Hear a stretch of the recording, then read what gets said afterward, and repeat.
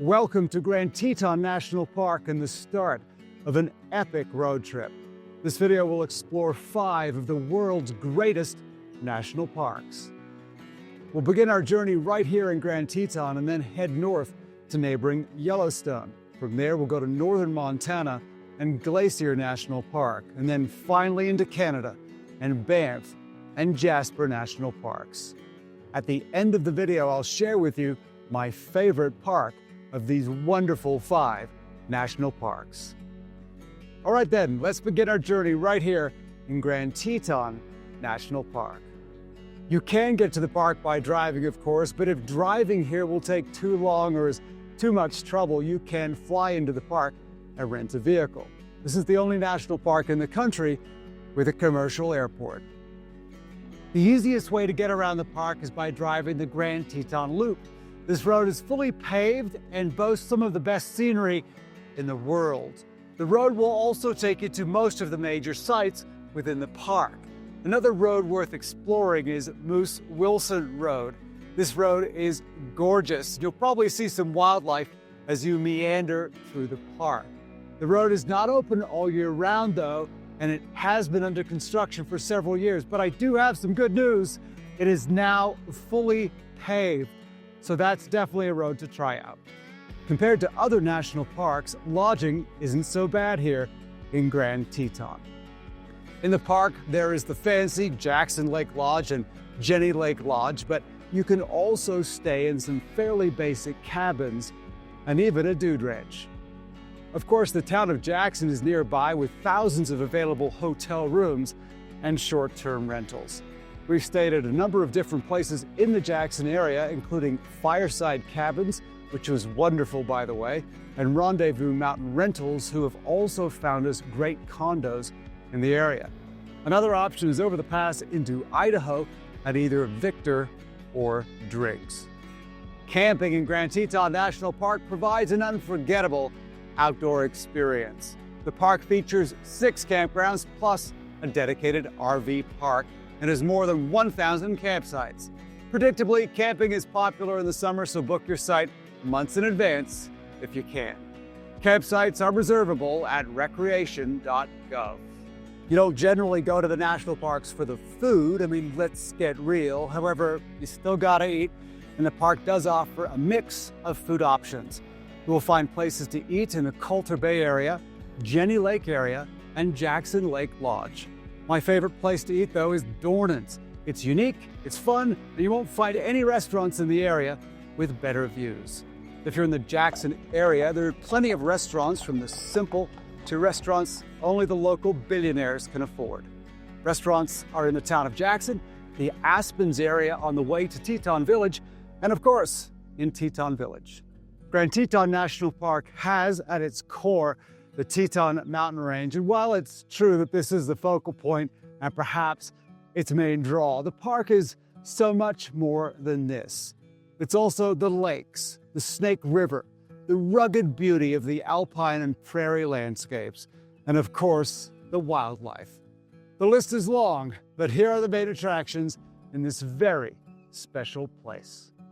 If you're new to the park, I highly recommend you stop in at one of the wonderful information centers. The staff are very helpful and can give you updates on weather, wildlife, hiking trails, and camping. Jenny Lake is a very popular destination for boating, hiking, and also has stunning views of the Teton Range. The Jenny Lake Loop Trail offers gorgeous scenery, and the shuttle boat provides easy access to the beautiful hidden falls at Inspiration Point. A word about Jenny Lake is necessary, so when I say popular, I mean it. If you don't get here early in the morning, well, you'll be parking a mile or 2 from the lake.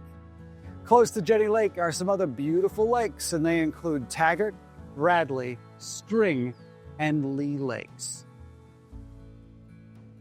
Schwabacher's Landing is one of the classic photo and viewing locations in the park. The area offers multiple spots to witness the breathtaking reflections of the Teton Mountains on the Snake River. Access is easy off of the Grand Teton Loop Road, although the last several hundred yards is gravel and has a few large potholes, so travel carefully. But really, what a magical view. Mormon Row is an historic area featuring well-preserved homesteads and barns from the early 1900s. The iconic Moulton Barns are set against the backdrop of the Tetons and are particularly famous amongst photographers and history buffs. The two barns just happen to be the most photographed barns in the world also, and those are the T.A. Moulton Barn and the John Moulton Barn. These two barns are separated by several hundred yards, and this location and Schwabacher's Landing are my favorite two locations in the park. A scenic drive leads to the summit of Signal Mountain. Once you're there, there's a small parking lot and a short walk to a viewing area. And it's here where you will be hit with the most incredible views of the Teton Range, Jackson Hole Valley, and nearby lakes. Oxbow Bend is a picturesque bend in the Snake River with the Teton Range and Mount Moran as its backdrop. It's a prime location for wildlife viewing, especially at dawn and dusk when the animals are most active.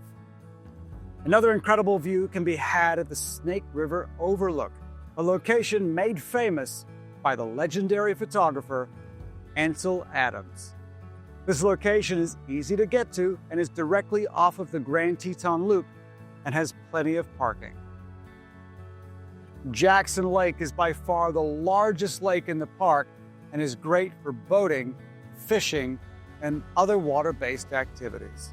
Like the other lakes in the park, Jackson Lake has stunning views of the Teton Mountain Range. The Chapel of the Transfiguration is yet another one of the out-of-this-world incredible locations. This gorgeous little church with the view that only God could grant is about 100 years old and sits beneath the towering Tetons. Another beautiful church that doesn't get nearly as much attention is the Chapel of the Sacred Heart. The views aren't nearly as good, but the interior is absolutely stunning. Hiking is awesome in Grand Teton with many trails ranging from the easy to the extreme. There are over 250 miles of trails to choose from.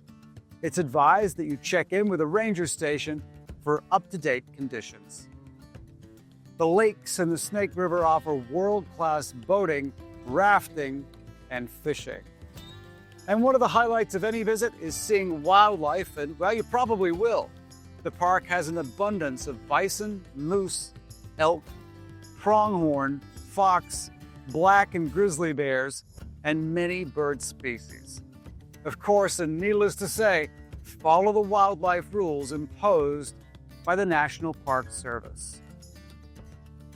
And if you're a photographer, well, you already know about this park.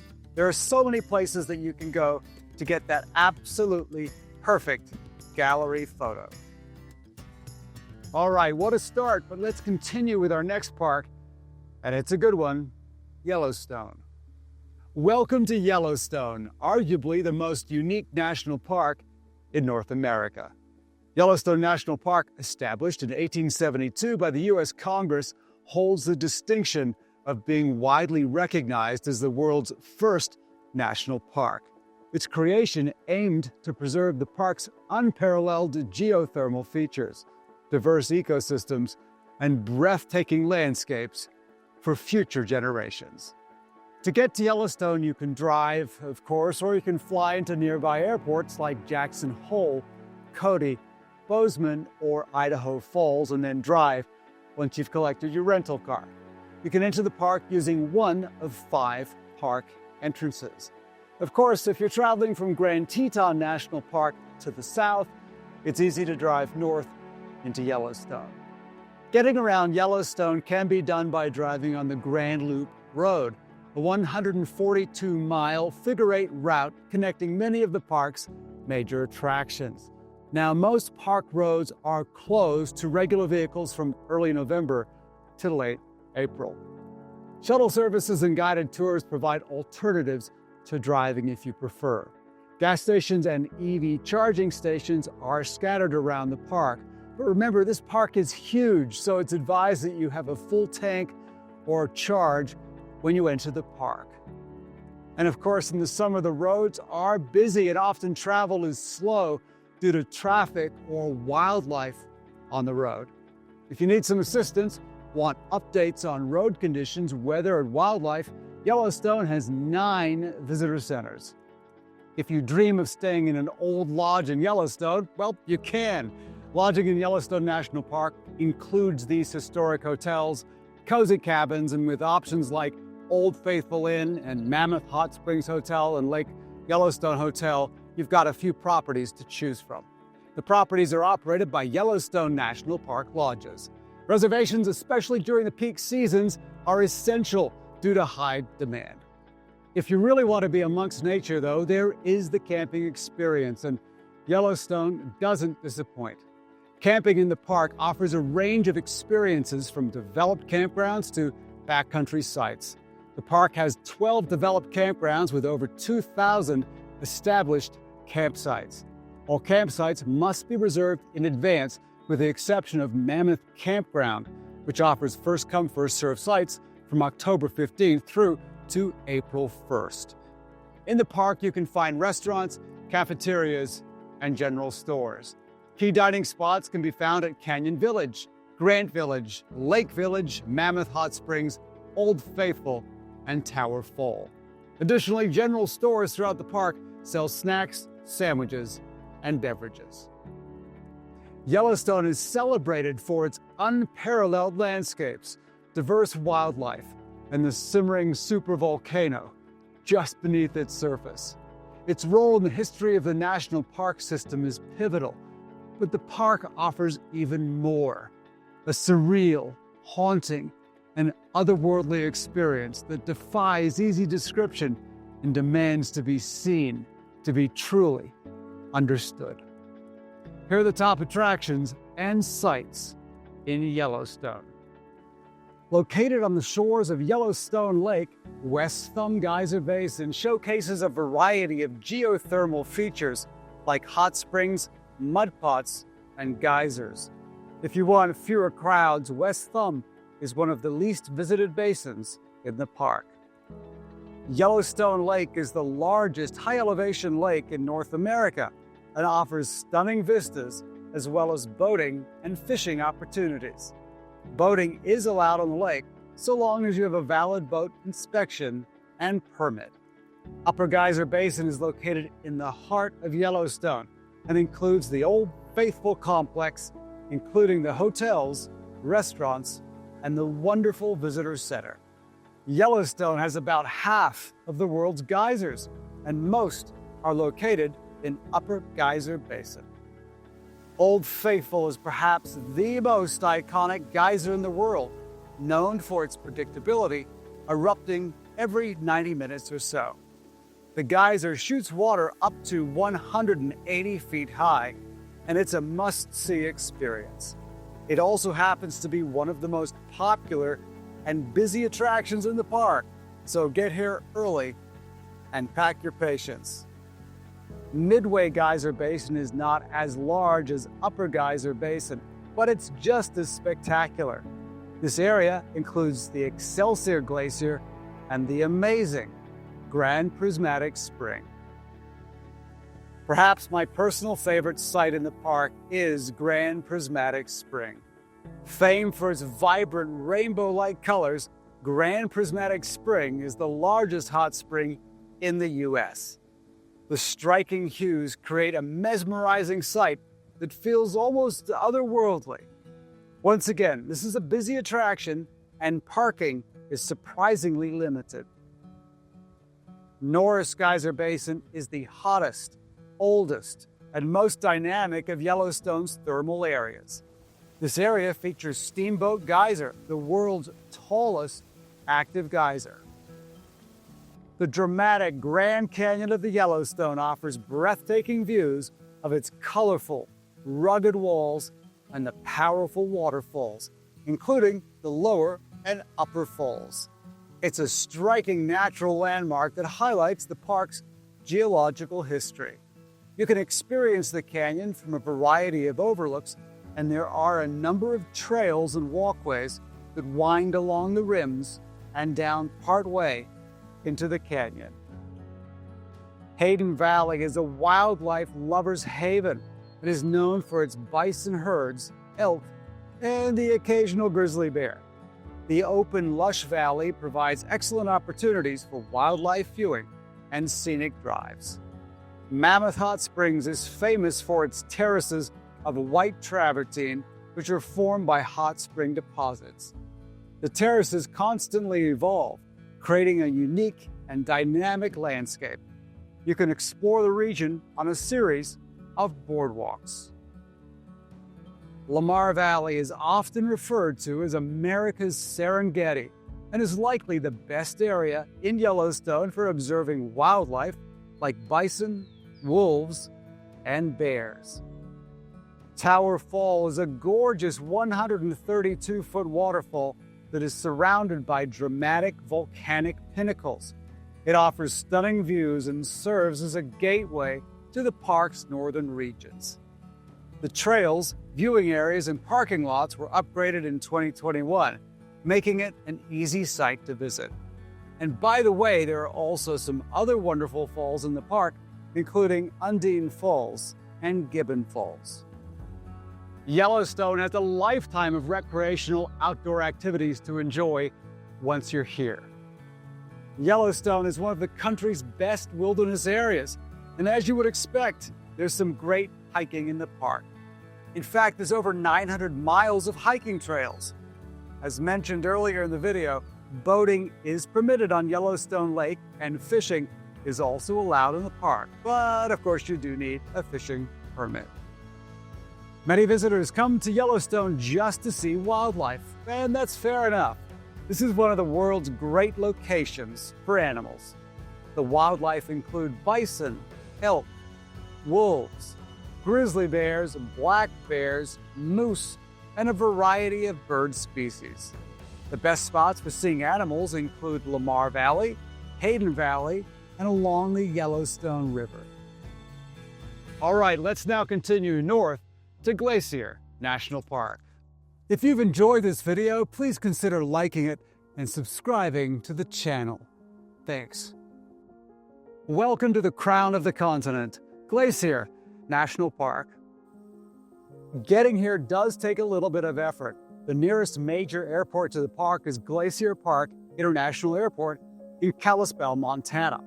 The much larger Calgary International Airport is a lot further away, as it's over 200 miles north from the park. If you prefer traveling by train, Amtrak's Empire Builder route stops at the nearby towns of East Glacier Park and West Glacier.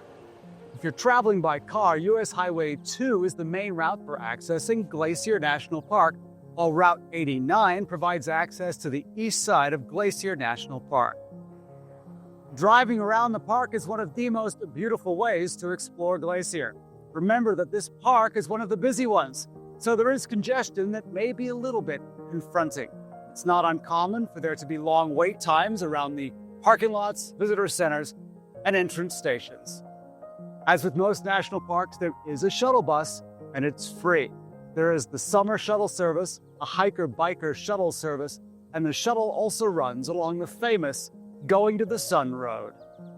Glacier National Park is open year-round, but the peak season runs from June through September, when all of the facilities and roads are accessible. The famous Going to the Sun Road, which offers breathtaking views of the park, typically opens in late June or early July and closes in October or early November due to snowfall. For fewer crowds and beautiful fall colors, consider visiting in the month of September. Winter enthusiasts can explore the park's winter wonderland from December through to March, but keep in mind that only limited services and activities are available during this time. Glacier National Park has several options for lodging in the park. The two best known would be the historic Many Glacier Hotel and the Lake McDonald Lodge. Like all national parks, it's strongly recommended that you secure your reservations many months in advance of your intended travel. There's also accommodation just outside of the park, and also just over the border into Canada is the beautiful Prince of Wales Hotel in Waterton National Park. If getting back to nature means camping, Glacier has more than 1,000 camping sites across 13 campgrounds. This is an incredible number of campsites and dwarfs many larger national parks. But as with all national parks, when reservations are required, it's best to reserve your campsite early. Reservations can be made through recreation.gov.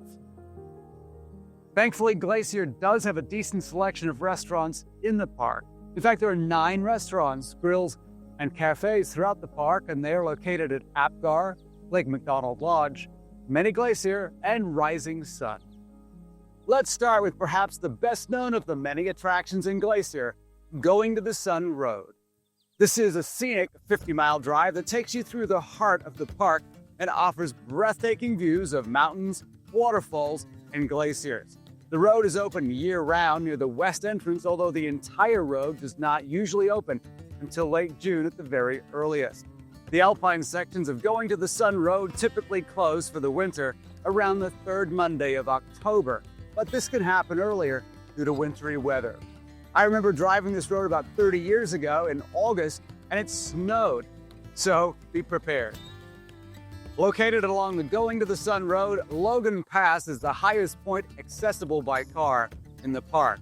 It's a popular starting point for hiking trails, including the Highline Trail, and offers panoramic views of the surrounding mountains. The largest and most accessible lake in the park, Lake McDonald, is a stunning alpine lake surrounded by dense forests and mountain peaks.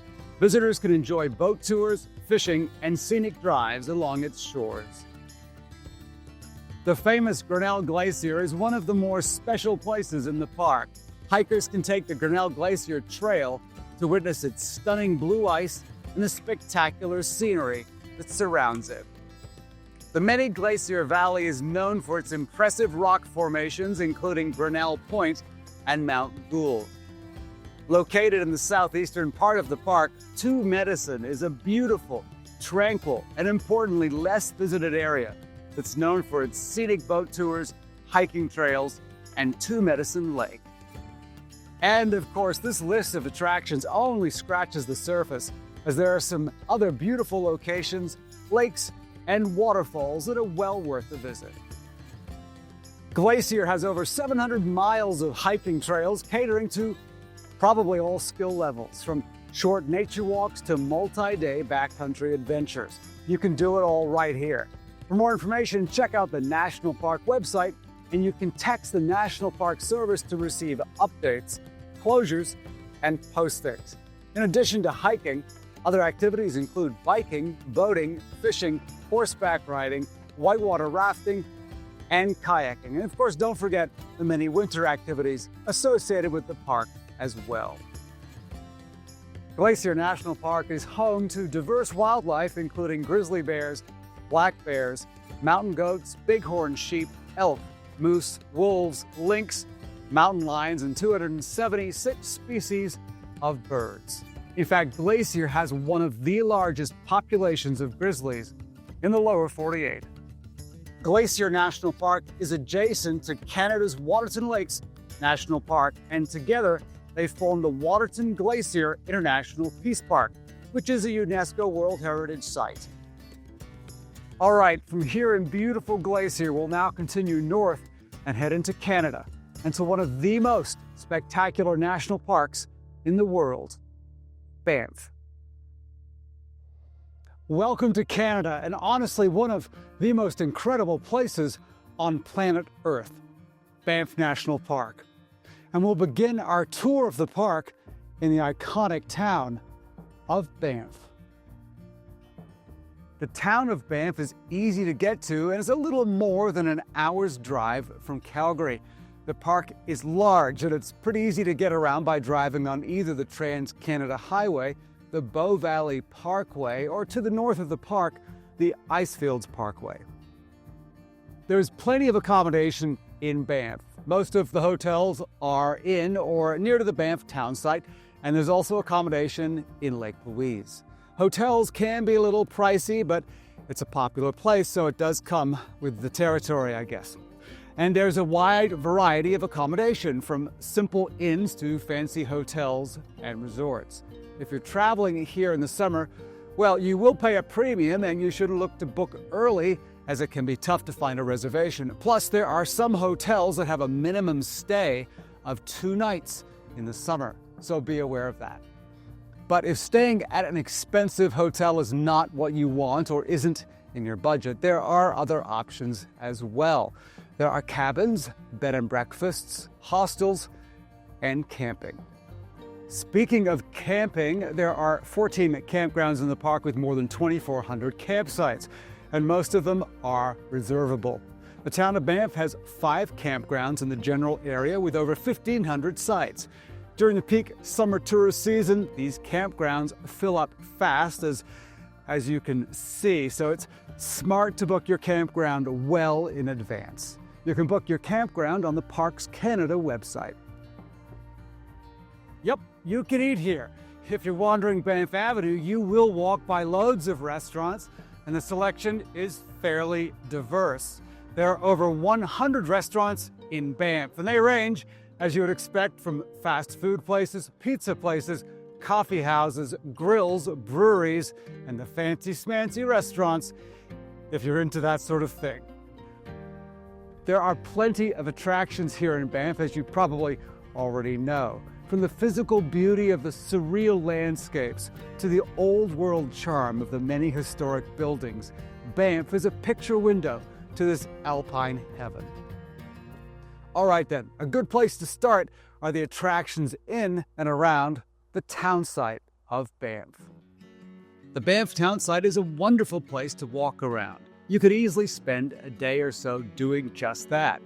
In the summer, Banff Avenue, the central downtown area, closes down to traffic and becomes a pedestrian walking mall. And if this is your first time to Banff, there's a wonderful information center right on Banff Avenue. And you can even charge your electric vehicle there while you wait. If you like museums, there is the Banff Park Museum Natural Historic Site, Buffalo Nation's Luxton Museum, the White Museum of the Canadian Rockies, and the beautiful and historic Cavan Basin. On one end of Banff Avenue is the beautiful Cascade Gardens, which offers great views of the town and where you can take your iconic photo of the town of Banff. It's equally beautiful in the winter as well. Just outside of the center of town is the world's famous Fairmont Banff Springs Hotel, which is well worth a visit. If you want a great photo of the hotel, the best location for that is Surprise Corner. Parking is limited, and it's best to get there early in the morning to beat the crowds. When you're at Surprise Corner, you'll get a glimpse below of Bow Falls, which are also beautiful and well worth seeing.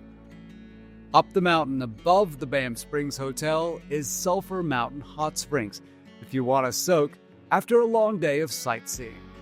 If you want the best views of Banff, head up the Banff Gondola. There's a coffee shop and restaurant at the top, as well as some beautiful walks, and even, well, if you're lucky, some mountain goats. During the summer, you should book your tour well in advance. Within a very short drive from the center of town, you'll find Cascade Ponds and 3 beautiful lakes: Vermilion Lakes, Two Jack Lake, and Lake Minnewanka. Lake Minnewanka is the largest lake in Banff National Park, and they have boat rides in the summer. While the town of Banff is a wonderful place to start your visit to the park, and it's a pretty convenient hub, there is so much more to see in the rest of the park. Johnston Canyon offers awe-inspiring natural beauty with its dramatic waterfalls, deep blue pools, and towering cliffs. Thankfully, the canyon is easy to access as a well-maintained trail leads you through lush forest and narrow canyon paths. All right, I'm here at Johnston Canyon in Banff. I've always believed that Johnston Canyon is highly underrated.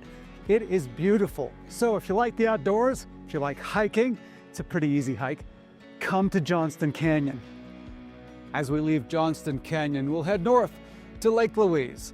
From Johnston Canyon, you have a choice of taking either the Trans-Canada Highway or the Bow Valley Parkway. The Trans-Canada Highway is certainly faster, but the Bow Valley Parkway is more beautiful. You'll also likely to find more wildlife on the Bow Valley Parkway. In fact, I was here just about a year ago and saw a beautiful black bear right alongside the highway, and this is not uncommon. However, the Bow Valley Parkway is only fully open during the summer months. So, Lake Louise. Well, I have to start by saying this is my favorite place in Banff National Park.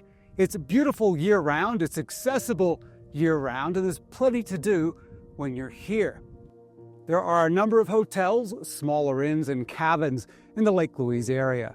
They're located either in the town site, which is just off of the Trans-Canada Highway and easy to get to, or on the road up to the lake, or in the case of the Fairmont Chateau, right behind me, right on the lake, with some of the most exquisite alpine views in the world. I've been fortunate to stay at the Chateau a few times, and I have to say the Chateau is my favorite hotel in Banff National Park, but it's very, very expensive. If you're looking for something a little more affordable, well, there's camping. Lake Louise has two campgrounds in the area, Lake Louise soft-sided and Lake Louise hard-sided. While these two campgrounds are nice and convenient, you're not limited to these campgrounds. Not too far from Lake Louise is Protection Mountain Campground to the south, and Silverhorn Campground, which, by the way, is stunning, to the north. The campgrounds are very busy in the summer, so be sure to reserve your spot weeks or even months in advance. While Lake Louise does not enjoy as many restaurants as nearby Banff, don't worry, there are plenty of options, although there's no Tim Hortons or any chain fast food restaurants at the moment. My favorite places to grab a bite in Lake Louise include the Lake Louise Railway Station and Restaurant for something that's quite unique and generally not quite as crowded as other places, and also the Lakeview Lounge, which is actually behind me at the Chateau. Good food, yep, and one of the most iconic views in North America. If you have not visited Lake Louise before, I highly recommend you stop off at the Visitor Center. The Visitor Center is located in the village of Lake Louise, very close to the highway. The jewel of Banff National Park is Lake Louise, which is famous for its mesmerizing turquoise waters surrounded by beautiful towering peaks. You can explore the lake by leisurely walking along the shoreline to the Victoria Glacier at the far end of the lake. If you prefer to be on the lake, well, you can canoe around the lake in the summer months or ice skate on the lake in the winter. Of course, if you feel like doing nothing but enjoying the scenery, well, there's no judgment here. The Lake Agnes Tea House, which is up that mountain over there, and of course you'll have to hike up that mountain to get there, and it does tend to be fairly busy in the summer months, and it's only open in the summer, but the view, oh, it's worth the hike. One of the most photographed lakes in the world is not far from Lake Louise, and that is Moraine Lake. Moraine Lake boasts vibrant blue waters and a backdrop of the Valley of the 10 Peaks. The Rock Pile Trail offers a short hike with panoramic views of the lake and surrounding mountains. Now, a couple of words, though, about Moraine Lake. It's not only very popular, but really it's too popular. You can no longer drive to the lake and must take a tour or a shuttle bus to get there. If you're still interested, check the Canada Parks website for details on how you can book your place on the shuttle bus. During the summer months, you can ride the Lake Louise gondola to the top of Mount Whitehorn for panoramic views of the surrounding mountains and Bow Valley. The views are beautiful for sure, but it's also a great way to potentially see bears from a safe distance. Covering 4 mountain faces, the Lake Louise Ski Resort is one of the largest ski resorts in the country and most certainly enjoys some of the most beautiful scenery. Another ski resort, Sunshine Mountain, is not far from Lake Louise and is also very large and incredibly beautiful. If you've enjoyed this video, please consider liking it and subscribing to the channel. Thanks. As we leave Lake Louise and head north, we enter the famous stretch of the Canadian Rockies, the Icefields Parkway. North of Lake Louise are two of the most famous and without doubt beautiful lakes in North America. Bow Lake is one of my favorites. The lake is undeniably gorgeous and is very easy to get to right off of the highway. Further north of Bow Lake is the incredible Peyto Lake. This lake is almost too spectacular to describe. It too is a short and easy drive right off of the highway. Both Bow Lake and Peyto Lake, while in Banff National Park, are part of the amazing Icefield Parkway that is shared with Jasper National Park. Well, it's time now to leave beautiful Banff National Park and head to our final national park of this epic 5-park journey, Jasper. And we'll start right in the heart of the park, in the beautiful town of Jasper. Jasper is located immediately north of Banff National Park. The town of Jasper is about a 3.5-hour drive from the Banff town site. In reality, though, it'll take much more time than that, as there are so many things to stop and look at along the way. In addition to driving to the park, you can travel to Jasper by bus or train. If you need some assistance while in the park, there is a great visitor center in town. This beautiful log and stone building is open year-round. Accommodation options within Jasper National Park range from campgrounds to luxury hotels. In the town of Jasper, you'll find hostels, motels, bed and breakfasts, and vacation rentals. The primary location for accommodation is the town of Jasper, but you'll also find lodging on the edge of town and just outside the town of Jasper. As you head south into the park, you will find additional lodging at the Columbia Icefield and Saskatchewan River crossing. Camping is a real highlight in Jasper. If you dig camping, being in nature and exposed to wildlife and all of the elements in the mountains. But if you do, there are over 1,700 campsites spread amongst 14 campgrounds in the park. The largest campground is Whistler's, that's where I'm at right now, and it has nearly 800 campsites and is only about 4 kilometers from town. The town of Jasper has that small town mountain feel, but it's still a tourist town, and as a result, there's a wide range of options when it comes to food. You'll find most of the restaurants located on Patricia and Connaught Streets.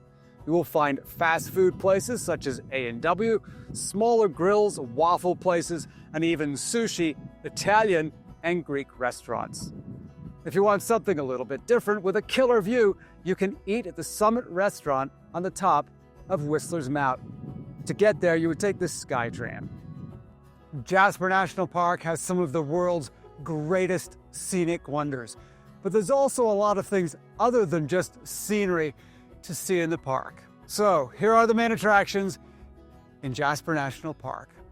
The Jasper SkyTram is another one of Jasper's many attractions and can whisk you to the top of Whistler's Mountain in about 7 minutes for panoramic views of the surrounding mountains, valleys, as well as the town of Jasper. The SkyTram is about 7 kilometers from the town of Jasper. Jasper National Park is designated as a dark sky preserve due to its remote location away from the major urban centers and minimal light pollution, which allows for clear views of the stars, planets, and yes, even the northern lights. If you want to see even more, Jasper has its own planetarium with the largest and most powerful telescopes in the North American Rockies. Jasper is home to Marmot Basin Ski Resort.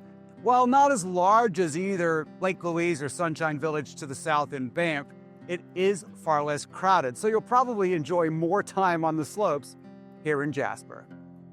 Maligne Lake is the largest natural lake in the Canadian Rockies and one of the most beautiful.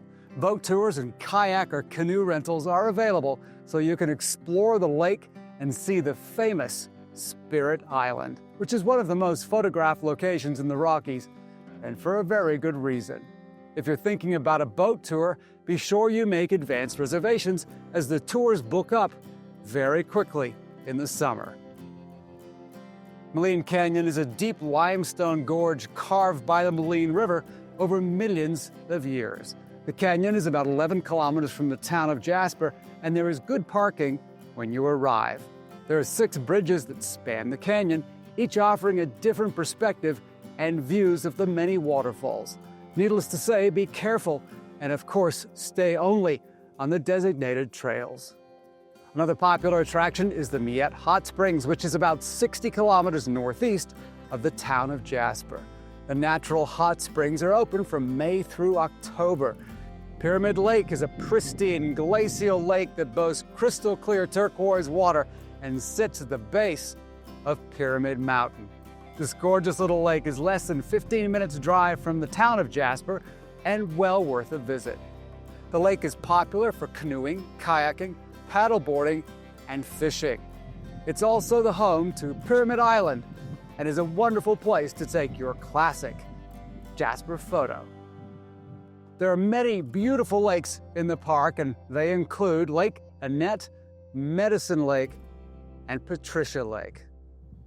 This beautiful section of the Canadian Rockies is one of the most beautiful drives in the world and starts in Jasper and ends in Lake Louise, or the opposite would be true, starting in Lake Louise and ending in Jasper.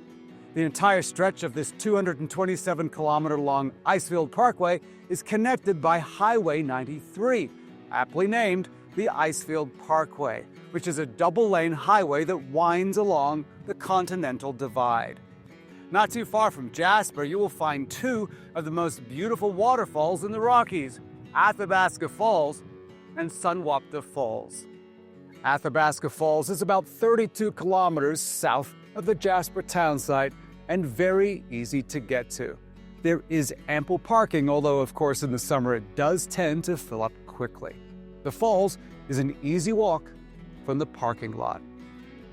A little further south from Athabasca Falls is Sunwapta Falls. There are 2 main falls, the Upper and Lower Falls. Once again, there's plenty of parking, but the summer finds these parking lots fairly full. So getting there early in the morning, like I did, makes sense. The falls are accessible by a short walk from the parking lot. In my opinion, the star attraction of Jasper National Park, and of course, the Icefields Parkway, is the Columbia Icefield.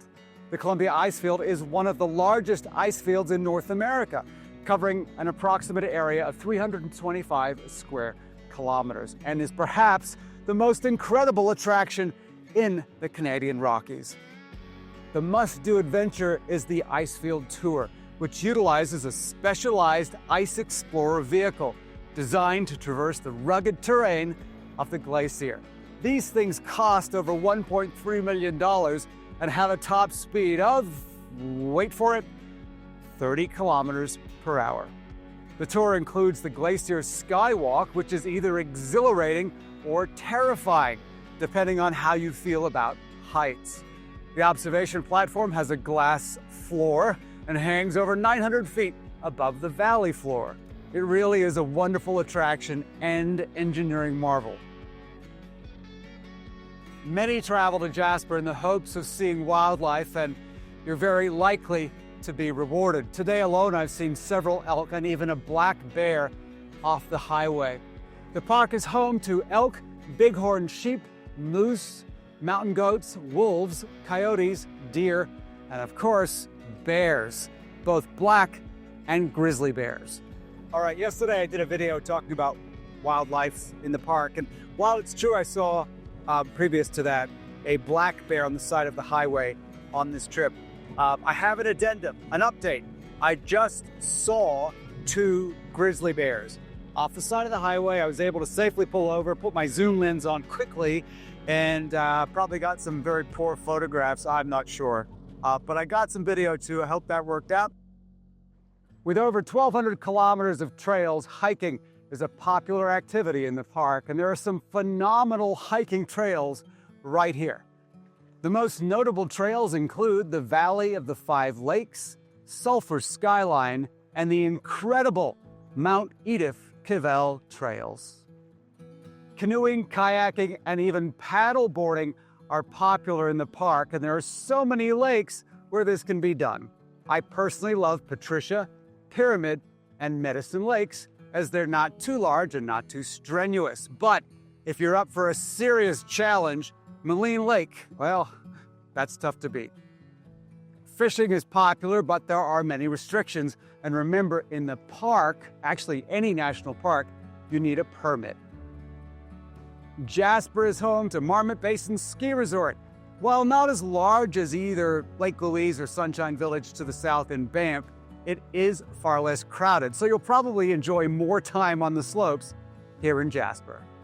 And if you love the links, there's a world-class golf course just across the way at Jasper Park Lodge. And of course, there's so many other things to do in the park, including horseback riding nearby at Jasper Park Lodge. And bordering Jasper to the west is Mount Robson Provincial Park, home to Mount Robson, the tallest mountain in the Canadian Rockies. Now, at the beginning of the video, I mentioned that I would share with you my favorite of the 5 national parks. However, before I do, I wanted to talk about Jasper very quickly. I think Jasper is the most underrated of these 5 parks, and there'd be a good argument that it maybe, perhaps, is the most beautiful of the 5. That being said, the Jasper video was filmed only weeks before the devastating wildfires in the summer of 2024. Some of the sites in this video were badly damaged or even completely destroyed by these wildfires. The park and town will take time to rebuild, but the park has reopened, and I know that the residents of the town and the business owners in particular would greatly appreciate you visiting. All right, my favorite park, well, it comes down to 2, Grand Teton and Banff. Now, these are the parks that I visit the most. Grand Teton about once a year and Banff several times a year. And I have some biases, so I'll be transparent with you. My wife grew up in Jackson, so Grand Teton National Park was her backyard. I grew up in Calgary and even worked for Calgary Tourism for years, so Banff was my backyard. And it's hard to separate the two, and it's a difficult decision, and my wife will not be happy, but my favorite park is Banff. So there you go, Grand Teton, Yellowstone, Glacier, Banff, and Jasper National Parks. 5 of the most beautiful national parks in the world.